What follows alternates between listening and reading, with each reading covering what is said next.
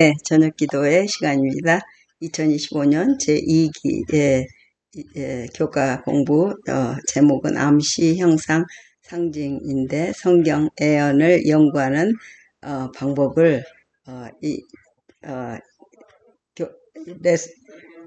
공부 13과가 나옵니다.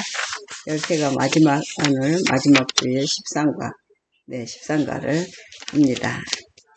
네, 이 표지에 나오는 그림들이, 이 13가 성경 말씀에 다니엘, 요한계시록, 요나, 여러가지 성경 구절 속에 특별히 애언과 예시, 형상으로 나온, 그것들을 퍼즐로 이렇게 조합을 이루고 시간과 공간 위에 하나님께서 우리 인간이 사는 이 장소들을 공간 그리고 또 흘러가는 시간 그것을 이렇게 과거와 현재와 미래를 이렇게 나누시고 그것을 퍼즐 쪼개놓은 이 퍼즐처럼 이렇게 했다가 전부 하나로 조합을 하는데 거기 그 중심에 우리 예수님의 십자가가 있고 이 모든 것이 하나님의 사랑에 의한 블루프린트, 청사진이라는 것을 알게 되는 것이 이번 교과 공부의 가장 핵심적인 요지입니다. 오늘 마지막 13과 일요일 저녁, 월요일인 줄 알았는데 일요일이네요. 일요일 저녁 시간을 지금 하고 있습니다. 제1과부터 애언의 몇 가지 원칙, 창세기의 기초, 결혼해서 가지고 온 그 이미지, 그 다음에 나라들, 희생제사를 이해해야 되고요. 애언을 위해서 기초가 어떤 것인지 시편에도 계시가 나타났고 말세를 만난 우리에게 루카, 에스더, 마지막 여자들을 예수님의 교회를 대표하는 거죠. 그 다음에 그 전조가 어떤 마지막 모습들의 전조가 어떤 것인지를 배웠고 오늘은 이제 마지막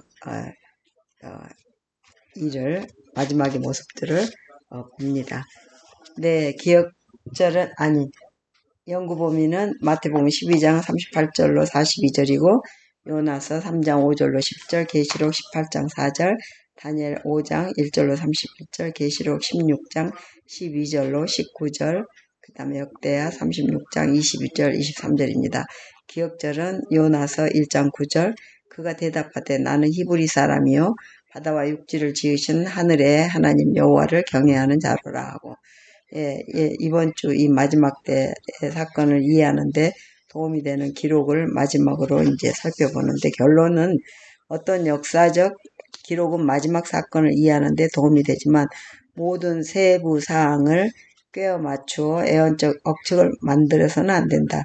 요나의 기록은 창조주 경배와 마지막 때에 우리에게 주어진 사명을 알려준다. 요나의 애언은 조건적 애언이지만 어떤 애언은 인간의 반응과 관계없이 성취된다.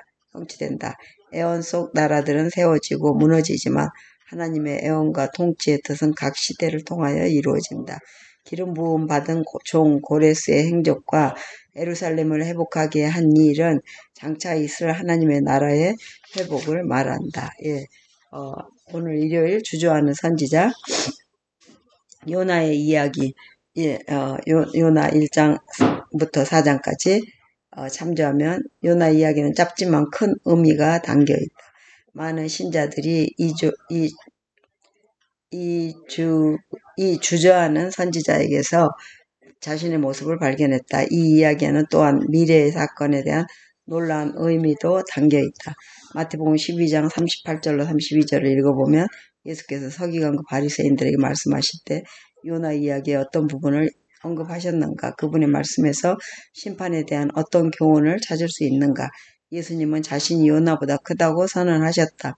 예수께서는 이 세상에 오시는 것이 십자가를 의미하는 것을 알고 계셨음에도 잃어버린 자를 찾아 구원하러 누가복음 19장 10절 이 땅에 오셨다. 요나는 자기 죄 때문에 큰 물고기 속에서 사흘을 보냈고 예수님은 우리의 죄 때문에 무덤에서 사흘을 지내셨다. 그것이 바로 잃어버린 자를 구원하는 데 필요한 일이었다.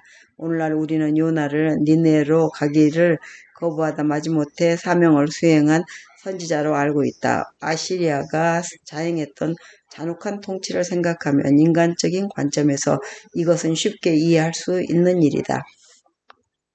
아시리아의 벽화는 끔찍한 장면으로 가득하며 정복당한 민족들은 상상할 수 없는 가장 잔인한 방법으로 죽임을 당했다. 그러니 어느 누가 그들의 수도에 가서 회개의 기별을 전파하고 싶겠는가.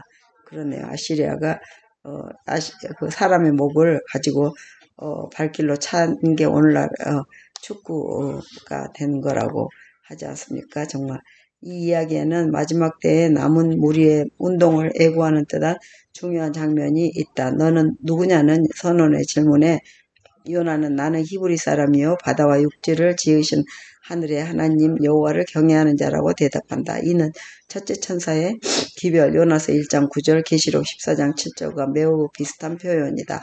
실제로 요나가 주님을 바다와 육지를 지으신 분으로 강조한 것은 분명히 하나님이 창조주이심을 가리키고 있다. 이 사실은 우리가 그분을 경배해야 하는 이유의 기초이며 예배는 마지막 날 사건의 핵심이 된다. 네, 그렇네요. 예, 그래서 동시에 우리도 역시 영적 바벨론의 인기 없는 기별을 전해야 할 책임이 있다. 너희는 그녀에게서 계시록 18장 4절 흠정력 나오라는 말은 세상에게 회개해야 한다고 말하는 것이다. 이 기별은 아무리 친절한 방식으로 전달한다 할지라도 많은 사람들에게서 거의 항상 부정적인 반응을 불러일으킨다. 복음을 전할 때 부정적이거나 심지어 적대적인 반응을 받아보지 않는 사람이 누가 있겠는가. 그것은 복음 사역에 항상 따르는 반응이다. 네, 당신은 자신이 요나와 같다고 생각한 적이 있습니까? 네, 나에게서 그와 같은 모습을 얼마나 발견합니까? 뭘 해야지 발견도 하죠. 그죠? 당신도 요나처럼 주저하지 않습니까? 어떻게 하면 요나가 가졌던 잘못된 태도를 극복할 수 있겠습니까? 네, 말씀을 전할 때 가진 게 있어야지 전한다.